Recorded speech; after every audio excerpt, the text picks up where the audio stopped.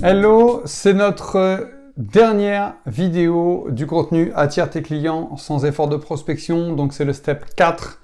Après avoir vu la spécialisation, comprendre les clients, créer une offre bénéfique pour eux, on arrive au prototypage et au test client de cette offre. Arrivé au stade 4, on a quand même globalement bien creusé.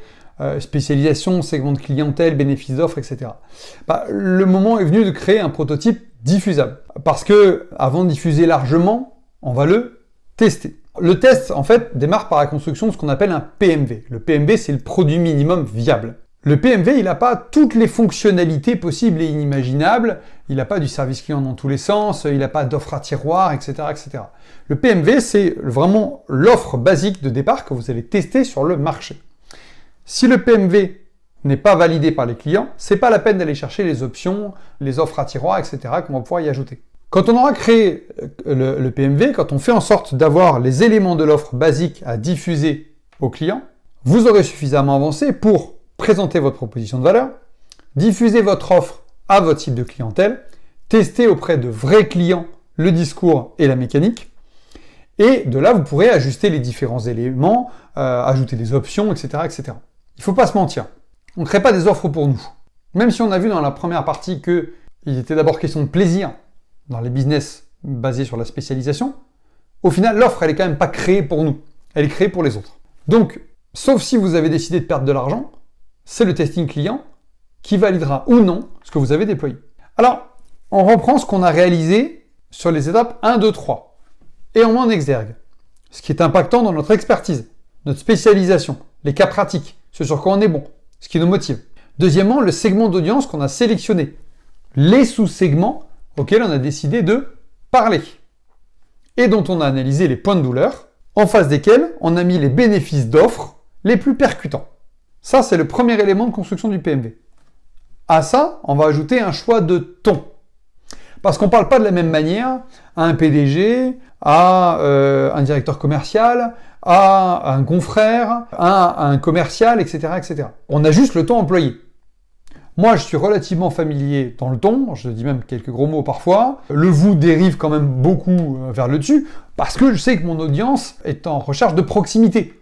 Donc comme elle est en recherche de proximité, d'un échange un peu donnant-donnant, one-to-one sur ces sujets-là, elle trouve normal qu'on la tutoie. Et puis on est en 2022, on n'a pas envie de mettre des cravates et de mettre trop de forme non plus. Mon ton correspond à mon audience. Donc votre ton doit correspondre à votre audience. Et on prépare un peu de personal branding ou de storytelling. Comment j'en suis arrivé là? Quelles étapes j'ai traversées? Qu'est-ce qui s'est passé pour que j'en arrive à cette spécialité et à ce cœur d'expertise? Et on fait, à l'issue de la construction de ce PMV, plus le bon ton, la bonne manière de communiquer, plus le personal branding, donc le storytelling, et on fait le test de l'ascenseur, donc 1 minute, pour expliquer, au travers du storytelling, qui on est, comment on en est arrivé là, quelle est notre expertise, et quel bénéfice client est-ce qu'on a mis en face, et comment on y répond via nos fonctionnalités, le tout avec le ton adapté. Avec ça, donc avec ce PMV, on est paré pour passer à l'action, et donc faire le test de la diffusion. Donc on se prépare avec une plaquette impactante, des images cohérentes, un design convenable, évidemment. Le visuel, en tout cas, et la mise en forme reste un sujet qui sont importants pour le client. Vous pouvez être très bon dans votre domaine. Si le visuel n'est pas un tant soit peu, la mise en forme n'est pas un tant soit peu professionnelle, des clients risqueraient de vous manquer, et ce serait bien dommage. N'hésitez pas à vous rapprocher, alors je vous donne quelques noms pour le plaisir, et je leur fais un petit clin d'œil au passage. Maud Alaves pour le petit coup de pouce sur les réseaux, Noah Delahaye pour les visuels, Nina Ramen pour le copywriting, c'est un peu la boss du sujet, Laurie Berner pour le copywriting très orienté page de vente, la mise en valeur des bénéfices, elle maîtrise à fond. Et si vous voulez commencer à chercher un petit peu de l'influence sur le sujet, Dorit Naon se fera un plaisir de booster votre spécialisation et votre stratégie sur les réseaux.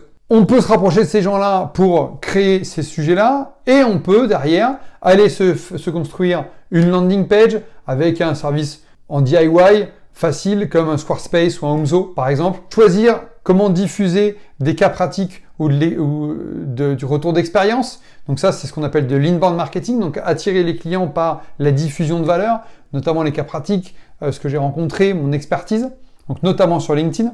Vous allez pouvoir également derrière diffuser des formulaires sur Typeform pour faire des sondages, notamment en live, pour comprendre un petit peu comment est-ce que les clients réagissent à votre offre. Créer une newsletter pour tester votre offre auprès de votre audience. Diffuser vos études, vos cas pratiques dans un livre blanc et demander du feedback à vos prospects, à vos clients pour comprendre. Pitchez votre offre dans les salons et entraînez-vous avec vos pairs. Comme je l'ai dit il n'y a pas longtemps, un bon test utilisateur audience, c'est minimum 5 clients. Et avec ces 5 tests, vous allez corriger 85% des biais de votre offre. Avec votre PMV, vous faites ajuster les petits éléments de visuel, de ton, de communication avec les noms que je vous ai donnés. Vous allez créer votre landing page, diffuser vos cas pratiques, etc. pour obtenir les résultats des retours clients, pour corriger les biais de votre offre. Pour aller plus loin, on peut construire un business model Canva, donc une matrice de business model, et vous en aurez bientôt en téléchargement gratuit sur SEO pour voir comment est-ce que vous pouvez faire évoluer votre modèle de diffusion de valeur. Voilà, on a passé ensemble toutes les étapes de ce contenu attire tes clients sans effort de prospection.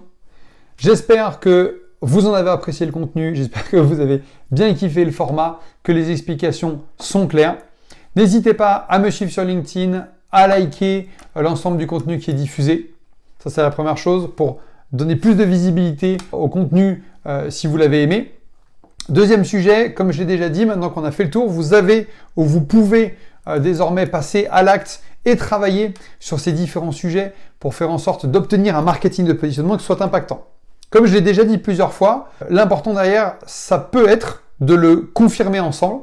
Donc je rappelle que on a 2 steps dans une offre globale chez SEO Stratégique, avec en step 1, un bootcamp sur une matinée complète ou une après-midi complète en groupe, en petits groupes, pour travailler ensemble sur l'émulation de groupe, pour valider ensemble les différents points de votre marketing de positionnement.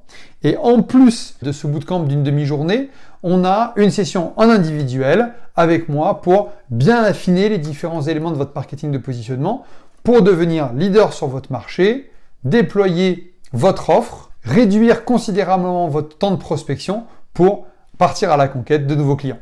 J'espère que vous avez aimé, je vous dis à très bientôt sur l'ensemble des pages, que ce soit SEO ou la mienne sur LinkedIn, et je vous dis à très bientôt. Ciao!